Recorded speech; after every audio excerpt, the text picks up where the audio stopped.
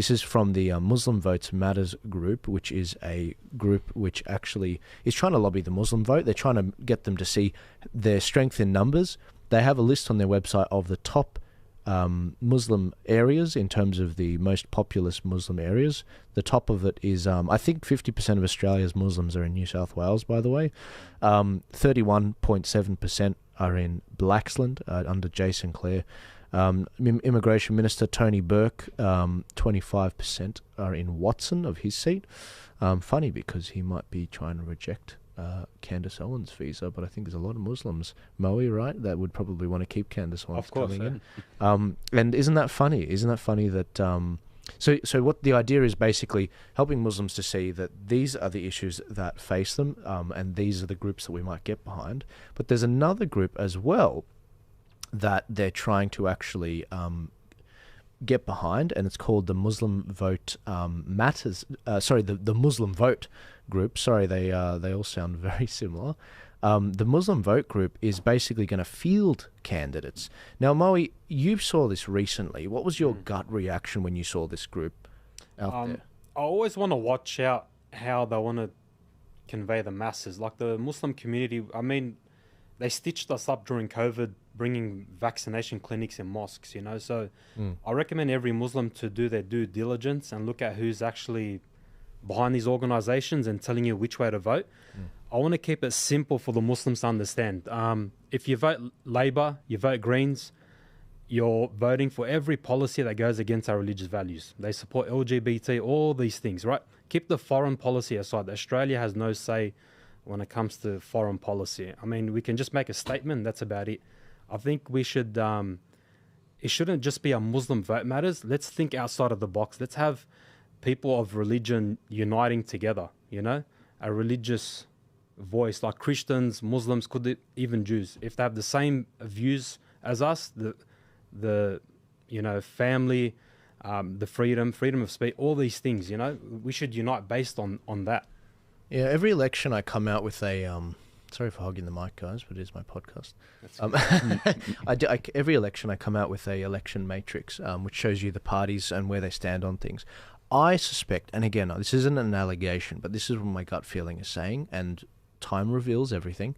My gut feeling is that a lot of these Muslim candidates they filled in these seats, they're going to have a lot in common, as we spoke about, Moe, with the Greens Party and the Teals Party. They support Aboriginal matters, they support the climate agenda, but the only policy they run on is, do you support Palestine? And that, my friend, is a dangerous, huge lie, isn't it? It's a huge lie. And that's what I'm really worried about. But Damien, sorry.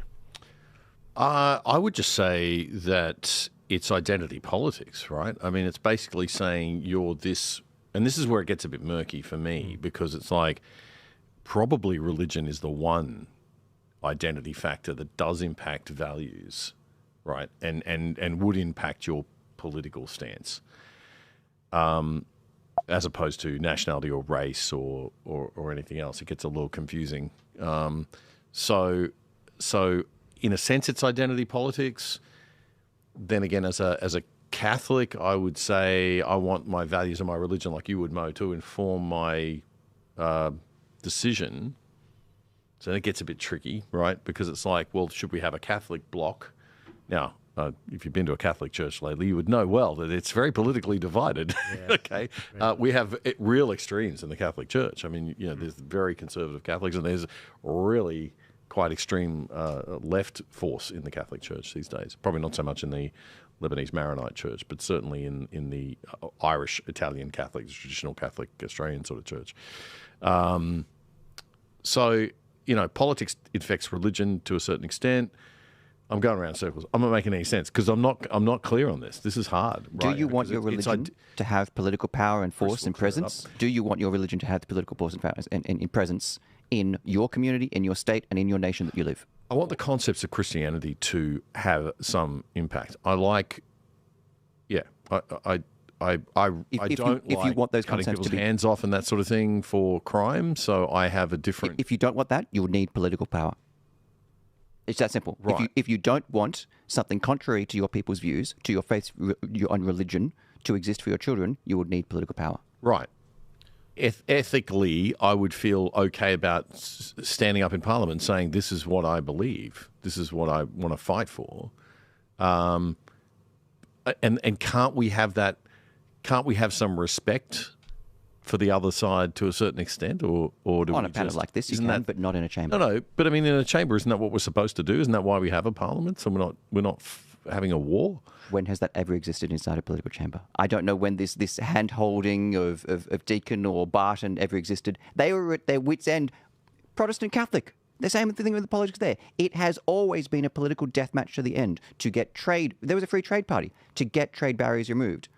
White Australia policy, that was a huge issue for multiple different, to wedge people. All of these different things were a political death match to get your people over the line. It always has been. Right. There has been no kumbaya.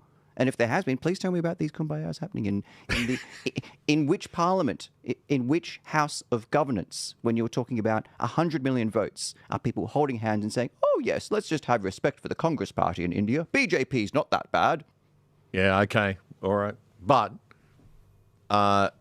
okay, so what do we do? Are you saying that we need to now be very, very, very forceful with our conservative views? No, your representatives need to be the one fighting that fight. It's not in this panel we're all going to start ripping our ears off and start going at each.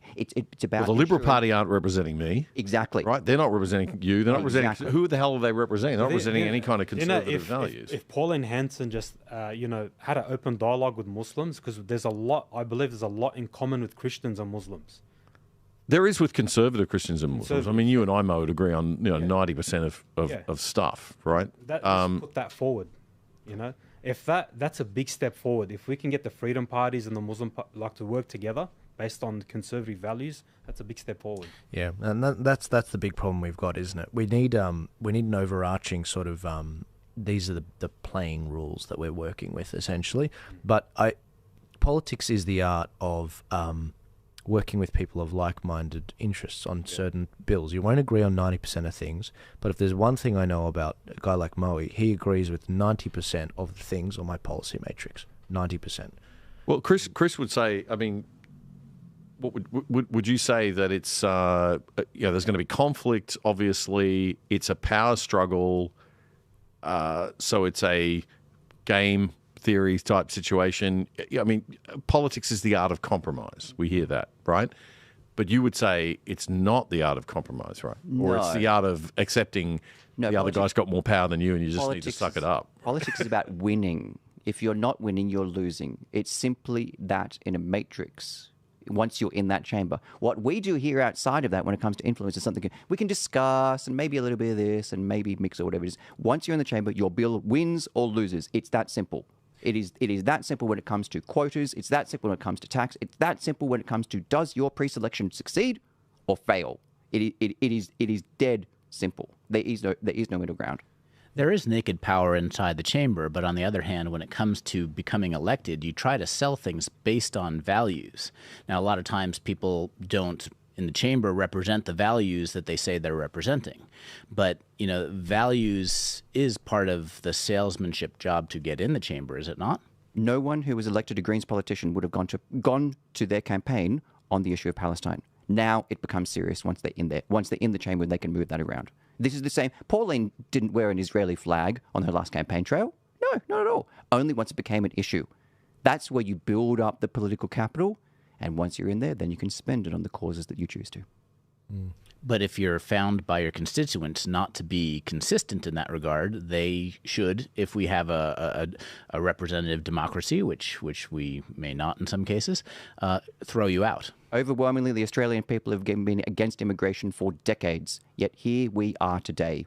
Overwhelmingly. We're talking about 60, 70%, yet you just play off from one side to the other. Maybe it's about negative gearing. You're like, flip the table over negative gearing, flip the table over carbon tax, flip the table over all these irrelevant issues. That's very true. The Conservatives in the UK have not at all been represented by their elected representatives, and actually Labour and the working families either.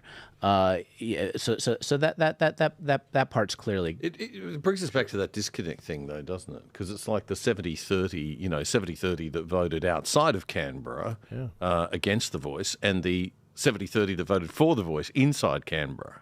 Yeah. Right?